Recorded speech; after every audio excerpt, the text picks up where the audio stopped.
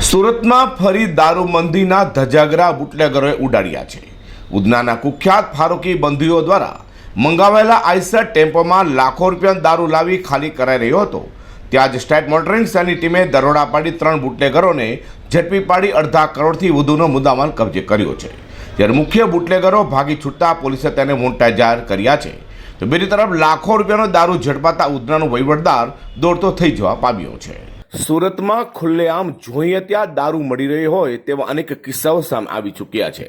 સ્થાનિક પોલીસ પથકના ભ્રષ્ટ વહીવટદારો અને સાથે બ્રાન્ચોના કેટલાક ભ્રષ્ટ વહીવટદારોના પાપે બુટલેગરો બેફામ બની ગયા છે।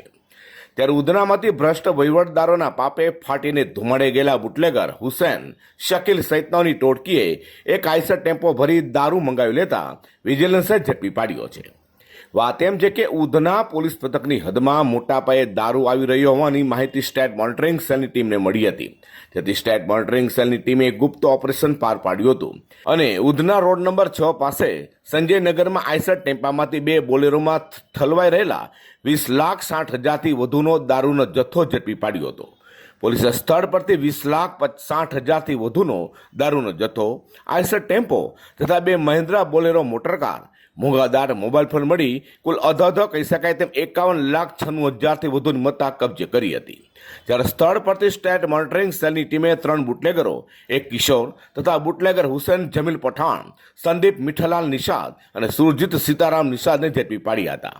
જ્યારે દારૂ મંગાવનાર ઉધના સંજયનગર ખાતે રહેતા કુખ્યાત બુટલેગરો ફારૂકી બંદીઓ જેમાં શકીલ તારિકુદ્દીન ફારૂકી, શરીફ તારિકુદ્દીન ફારૂકી, અતિક રહેમાન ઉર્ફે અત્તુ તારિકુદ્દીન ફારૂકી, તો દારૂ સપ્લાય અડાજન ખાતે રહેતા અઝરુદ્દીન કાઝી, હેલ્પર સમીર માલિયો, નવાજ લલજીત રાજભર અને આઈસર ટેમ્પાના માલિક તેમજ ડ્રાઈવર તથા 2 બોલેરો કારના માલિકોને પોલીસે વોન્ટેડ જાહેર કર્યા હતા।